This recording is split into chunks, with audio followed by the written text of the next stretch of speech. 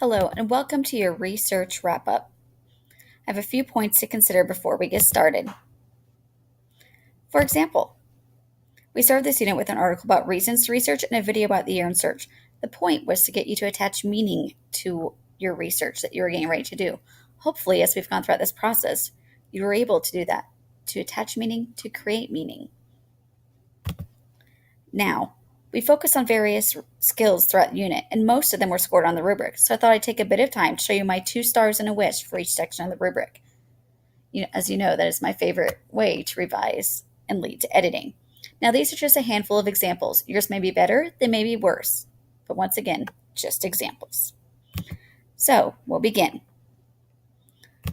The first section would be your ideas and content. One really good example would be being persuasive. That was the whole point of this argumentative research paper. This person took a paragraph in between her introduction and her reasons to actually describe the problem, which is what I wanted you to do, and very few people did.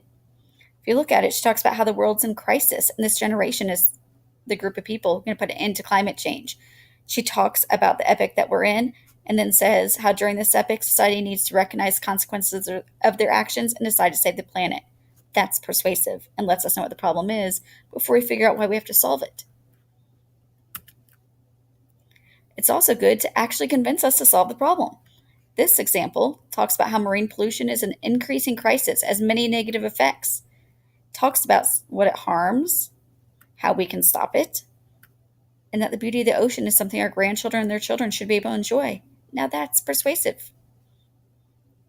If you want to improve your ideas and content, a lot of you need to add some more of your ideas. It was a common comment I made on research papers. A research paper should be all about you. Yes, you find research. Yes, you give evidence that you found elsewhere, but that should be to support your ideas, not the other way around. You, you, you. Going on. Organization. Obviously, the two most important parts of any paper are the introduction and conclusion because they're what you see first and last. So they should grab attention and keep attention. For example, this introduction really hits. It has a hook with a question. It introduces the topic of secondhand smoke, and it has a thesis telling us what we should do, we should not smoke, and the reasons why we shouldn't smoke. That will then be explained in the paper. This conclusion really pops. For example, it paraphrases the thesis about the honeybees playing a key role in the environment, gives an overview of main ideas, such as how they're the most efficient pollinator species in the world, and it points out what we should do, which is not kill them because they do a lot of things for us. And it has that attention keeper or clincher. Without them, there would be no us. It ends with a bang. It really makes us think.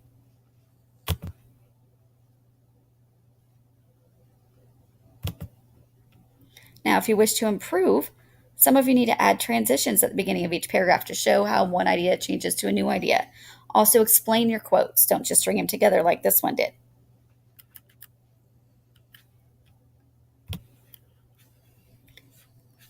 The next topic we come to is voice. With voice, obviously you want to use persuasive appeals in a persuasive research paper. Something you can do with that or use things like pathos. They pour their hearts and souls into their sports to be given nothing in return unless they are one of the few who make it into the professional level. And then he goes on, he uses some ethos, and he goes on and uses some logos, all in one paragraph. You also want to make sure that your voice fits the purpose, the audience, and the occasion. This example about pit bulls does just that. What you do not want to do with voice is to do things such as use first-person pronouns, use contractions, and use numerals for numbers less than 10. A research paper is a piece of formal writing. Treat it as such. Now we come to the topic of word choice. Words are power. That's the truth. Use the best ones you can. There are millions of them. Choose them wisely. For example, using descriptive diction can really help a persuasive piece. Hurricane Maria was labeled as a catastrophic event, had a level of widespread destruction and disorganization. It wreaked havoc, caused a nationwide terror. Then she went and used this anecdote to give a story, a real life testament of something that happened, and goes on to keep using descriptive diction to help persuade us that we need to help those in Puerto Rico affected by the hurricane. You also want to use figurative language.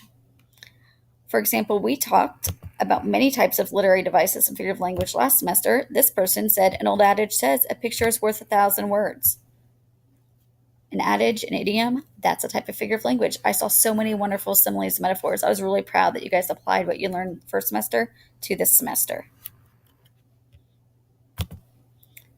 If you want to improve your word choice, be careful to actually describe things. Don't just list them. Yes, lists have their purposes, but when all you do is list and then list and then list and don't describe or explain any of those, if you don't give any specific examples of any of those, that's boring and that's not persuasive. Going on, we go to sentence fluency. Remember at the beginning of the year, we talked about sentences really quickly one day, and everybody said your sentences should flow. Some teacher taught you well at some point. You are correct. They should flow. They should be varied. They should be interesting. They should be complete. They should be smooth. If you take a moment and look at this example, the sentences flow. They are smooth. You can read and understand from one to the next.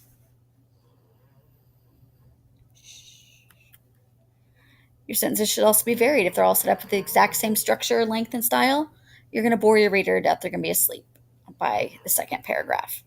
I apologize if you hear my dog snoring in the background. If you want to improve, obviously make sure you have complete sentences. I saw way too many fragments and revising for the amount of revision and editing that we went through. So you do not want to have fragments. That's just this first example. You not want to have run-ons. That's just a second example either. Take a minute, read through it. Does it make sense? Our next topic is conventions. Part of conventions we were looking at was punctuating and embedding quotes correctly. We're also looking at punctuating titles correctly, even in the citations. If you want to improve your conventions, obviously edit. Read it yourself, read it backwards, read it out loud. Does it make sense? Have a parent, a guardian, a friend, another teacher, a neighbor, somebody look at it. This one has spelling mistakes, has grammar mistakes, has punctuation mistakes. This could have easily been avoided. Presentation is very important. How does it look? Use MLA formatting. It's all following a process. Follow the rules. They're everywhere. Use text features to grab attention, to illustrate main ideas, to make it interesting, like this person did here. Be careful that in a works cited, you're putting your sources in alphabetical order so they're easy to find and follow. Everything else about this, though, is good. Some final thoughts. We're getting ready to share and apply what we learned to help persuade a larger audience, because yes, you persuaded me, and many of you actually did.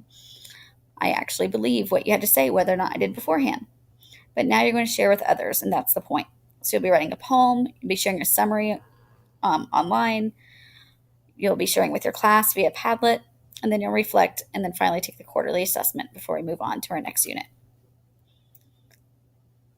Just a side note on learning here. Meraki. Meraki is a word that means doing something with soul, creativity, or love. Basically, when you put yourself into what you're doing. You were asked to write an argumentative research paper to persuade people to solve a problem, and most of you met that challenge, and you did it and completed it successfully. And I thank you for that. You showed Meraki. You had passion for your topics, and it shone, and you could tell it shone through your papers. I appreciate what you did. Appreciate your effort, your hard work, your time, everything. You're Meraki. I hope you learned a lot. I know I learned a lot from you. Thank you.